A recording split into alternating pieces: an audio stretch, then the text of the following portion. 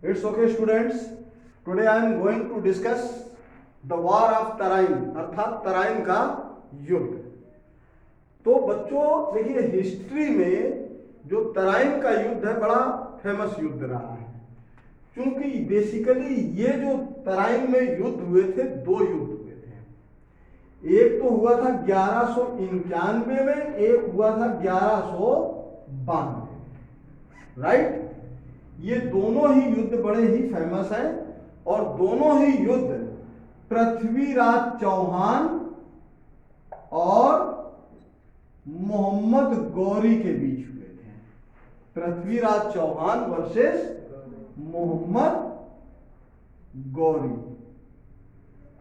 Right. Prithviraj Chauhan versus Mohammad Ghori, ये दो युद्ध कंटिन्यू हुए थे 1191 में और 1192 में। 1191 को कहते हैं तराइन का प्रथम युद्ध, means the first war of Tarain, and 1192 the second war of Tarain, जिसमें फर्स्ट वॉर में पृथ्वीराज चौहान की जीत हुई थी, means Prithviraj Chauhan got victory, and second the second war of Tarain Mohammad Ghori got victory.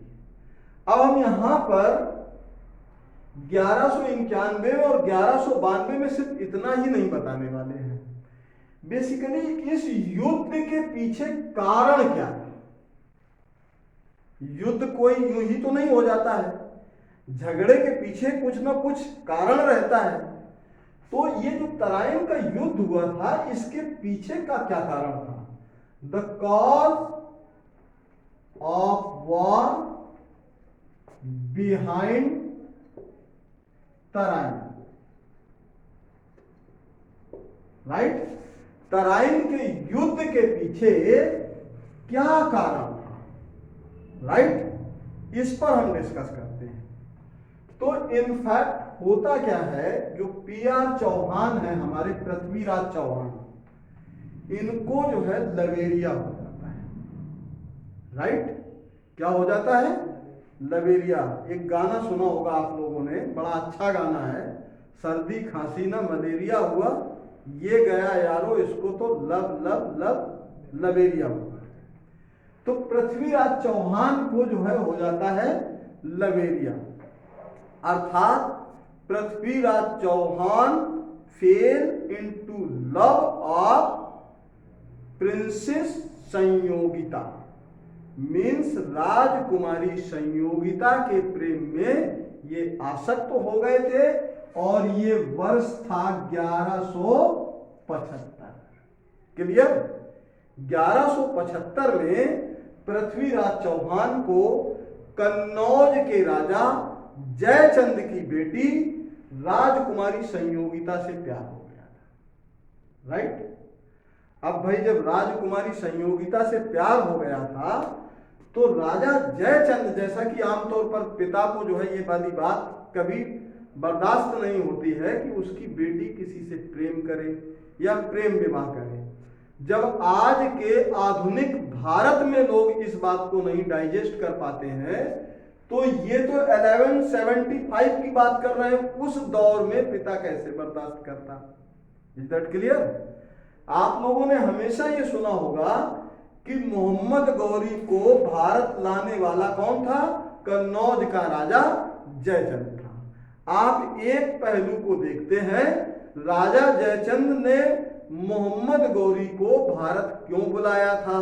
क्यों वो कहता था बार बार पृथ्वीराज चौहान पर अटैक करो, राइट। उसके पीछे ये कारण छुपा हुआ था, क्योंकि पृथ्वीराज चौहान राजकुमारी संयोगिता से 1175 में प्रेम कर बैठे, और 1175 में पृथ्वीराज चौहान राजकुमारी संयोगिता को भगा कर ले आए थे, और भगा करके ही इन्होंने शादी की थी। और शादी भी कैसे की थी? उनको स्वयंवर से उठा लाए थे। इवन देन, तो जब राजा जयचंद से यह चीज बर्दाश्त नहीं हुई, तो उन्होंने क्या किया कि आनंद फानंद में लड़की भी नहीं मानने वाली है, लड़की भी बड़ी जिद्दी थी कि नहीं अब शादी करेंगे तो पृथ्वीराज चौहान से ही करेंगे, और नहीं तो यहीं गंगा जी में डूब करके मर जाएंगे, ऐसे ही बोला था। तो पास में गंगा जी है, वहां पे कन्नौज के पास कानपुर में ही गंगा जी हैं। तो उसने कहा कि पापा जी हम या तो शादी करवा दो मेरी, और नहीं तो हम गंगा जी में डूब जाएंगे। क्लियर। तो इनफैक्ट 1175 में उन्होंने क्या किया कि स्वयंवर कर दिया अपनी बेटी को। कहा कि देखो पृथ्वीराज चौहान से तो शादी नहीं करूंगा, तुम जिस राजकुमार से चाहो अपने आसपास के राज्य में उनसे शादी कर दो और अपना वर स्वयं ही चुनो। तो उन्होंने स्वयंवर रखा और पृथ्वीराज चौहान का स्टैचू बना करके उनको दरबार पे खड़ा कर दिया। कहां पे खड़ा कर दिया? दरबार पे स्टैचू बना करके। अब उनके हाथ में जब वरमाला दी गई राजकुमारी संयोगिता के हाथ में, तो उसने देखा कि पृथ्वीराज चौहान को भी इनवाइट किया गया होगा, बट पृथ्वीराज चौहान तो स्टैचू बने जो है दरबार में खड़े थे, बिल्कुल दरबान के वेश में। तो वो देखती हुई आई और वरमाला जो है उसी स्टैचू के गले में डाल दी। और इनफैक्ट उस स्टैचू के ही बिहाइंड, उसी के पीछे पृथ्वीराज चौहान थे। उन्होंने राजकुमारी संयोगिता को वहीं से भरे दरबार में उठाया और उठा करके ले आए।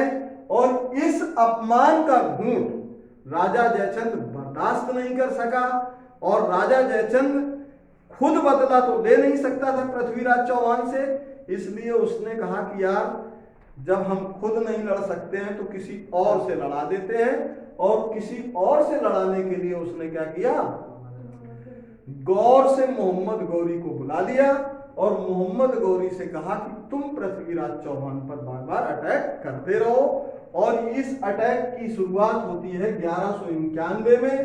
1191 में पृथ्वीराज चौहान के साथ तराइन का प्रथम युद्ध होता है, जिसमें कि पृथ्वीराज चौहान की जीत और मोहम्मद गौरी की हार होती है। और जब मोहम्मद गौरी हार जाता है तो मोहम्मद गौरी से उसने कहा पृथ्वीराज चौहान ने, बताइए तुम्हारे साथ किस तरह का सलूक किया जाए। तो उसने कहा कि अब हम आपके जो है अधीन है, हमने आपको सरेंडर कर दिया है और हमको अभय दान दे दिया जाए। क्या दे दिया जाए? अभय दान दे दिया जाए, अर्थात हमको मृत्यु दंड ना दिया जाए। और चूंकि पृथ्वीराज चौहान एक क्षत्रिय थे, उन्होंने कहा यार अब इसने जो है अपने आप को सरेंडर कर दिया है और झुकी हुई गर्दनें काटना एक क्षत्रियों को शोभा नहीं देता है, लिहाजा पृथ्वीराज चौहान ने उसे अभयदान दे दिया। और ये 1 साल तक पुनः तैयारी करता है और पुनः तैयारी करने के बाद ये फिर आता है मोहम्मद गौरी और दोबारा पृथ्वीराज चौहान से 1192 में युद्ध करता है। बट उस समय 1192 में मोहम्मद गौरी का लक बहुत अच्छा था कि मोहम्मद गौरी उस युद्ध में जीत जाते हैं। मोहम्मद गौरी क्या करते हैं कि पृथ्वीराज चौहान की को अरेस्ट करके बंदी बना करके अपने देश गौर ले जाते हैं और पृथ्वीराज चौहान की दोनों आंखें निकलवा करके उन्हें बंदी गृह में डाल देते हैं। ये कहानी तो हो गई। इसके बाद ये कहानी चलती रहती है काफी लंबे अरसे तक और काफी लंबे अरसे तक जो है पृथ्वीराज चौहान मोहम्मद गौरी के कैद में पड़े रहते हैं। मार्च 1206 में, कब, ये डेट नोट कर ले, मार्च 1206 में चंद्रबरदाई, जिनका जो है एक ग्रंथ है पृथ्वीराज रासो, पृथ्वीराज रासो, चंद्रबरदाई जाते हैं पृथ्वीराज चौहान से मिलने गौर। तो वहां पे मोहम्मद गौरी के दरबार में जाकर के ये 1206 में कहते हैं कि हमारे जो है मित्र पृथ्वीराज चौहान आपके यहाँ कैद हैं और मैं उनसे मिलने आया हूं। क्लियर। तो इस चंद्रबरदाई को देख करके मोहम्मद गौरी बड़ा खुश होता है। उसने कहा कि जरूर मिलो और दिल्ली जाकर के जरूर बताना कि उनका जो चौहान है वो किस दशा में मर मर के हमारे सेल में जीवन जी रहा है। अब ये जाते हैं भाई साहब, मोहम्मद गौरी और पृथ्वीराज चौहान और चंद्रबरदाई की उसी सेल में भेंट होती है और मुलाकात होने के बाद चंद्रबरदाई रो देते हैं। तो पृथ्वीराज चौहान ने कहा चंद्रबरदाई से कि ये रोने का समय नहीं है मित्र, मैं जीवन भर युद्ध करता हुआ आया हूं और कुछ ऐसा करो कि मैं युद्ध करते हुए ही मारा था, इस सेल में घुट घुट करके ना। चंद्रबरदाई दोबारा जो है पुनः गौरी के दरबार में आते हैं, मोहम्मद गौरी के, और उससे कहते हैं यार तुम क्या जो है सुल्तान तो हमारे थे, तुम्हें क्या लगता है कि तुमने उनको बंदी बना रखा है? तुम्हारे आंख वालों से तो हमारे जो है हमारा अंधा ही बहुत अच्छा है, वो आज भी बहुत अच्छे युद्ध कर सकते हैं। और उन्हें शब्द भेद चौहान यूं ही नहीं कहते थे। शब्द भेद चौहान पृथ्वीराज चौहान को कहा जाता है। तो उन्होंने कहा कि भाई हमारे राजा को तो शब्द भेद चौहान कहा जाता है, आंखें नहीं है तो क्या हुआ, वो तो आज भी बहुत अच्छा युद्ध कर सकते हैं, और नहीं तो आजमाइश करके देख लो। तो मोहम्मद गौरी को जब ये बात चुनौती दी जाती है तो मोहम्मद गौरी कहता है अच्छा तो ठीक है, मैं युद्ध के लिए करवाने के लिए तैयार हूं, पहले उसका टेस्ट ले लेता हूं। तो उनका टेस्ट लिया जाता है मात्र।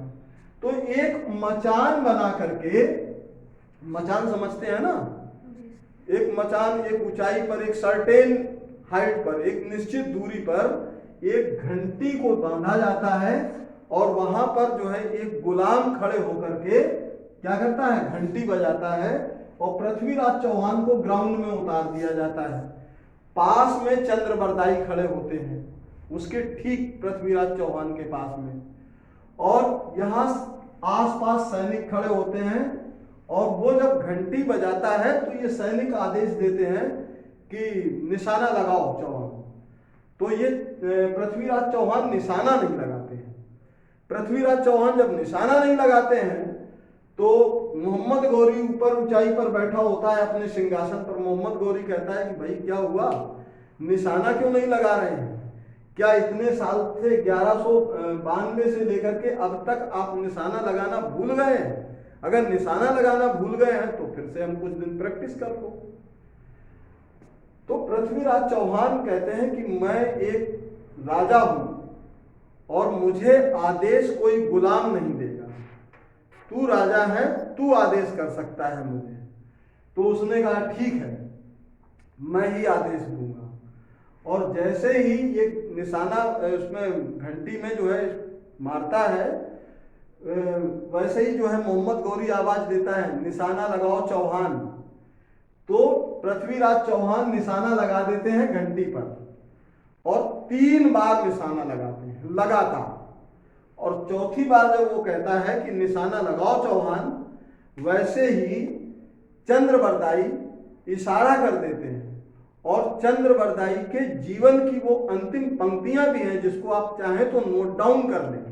नोट डाउन क्या, इसी में आप रिकॉर्डिंग रहेगी, 4 बार सुन करके भी नोट डाउन कर सकते हो।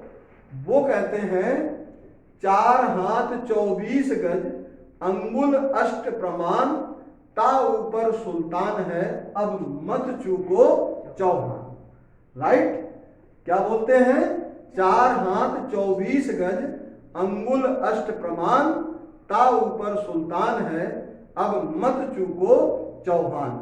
इन्हीं शब्दों के साथ पृथ्वीराज चौहान मोहम्मद गौरी के गले में तीर चला देते हैं, और मोहम्मद गौरी वहीं पर सिंहासन से नीचे गिर जाता है। मोहम्मद गौरी की तत्काल डेथ हो जाती है, और चंद्रबरदाई और पृथ्वीराज चौहान ये दोनों एक दूसरे को खंजर घोंप करके अपने जीवन का अंत कर देते हैं। ये एक दूसरे को खंजर क्यों घोंप देते हैं? बिकॉज ऑफ वो दुश्मनों के हाथों नहीं मरना चाहते थे। और इसी के साथ मोहम्मद गौरी और पृथ्वीराज चौहान का अंत होता है, और दिल्ली सल्तनत की बुनियाद पड़ती है। और मोहम्मद गौरी के साथ आए 3 गुलामों में से सर्वश्रेष्ठ गुलाम कौन? कुतुबुद्दीन ऐबक, वो गुलाम वंश की स्थापना करता है। आप लोगों को ये वीडियो अगर पसंद आया हो तो प्लीज लाइक करें, सब्सक्राइब करें, और अपने दोस्तों के साथ शेयर करें। Thank you.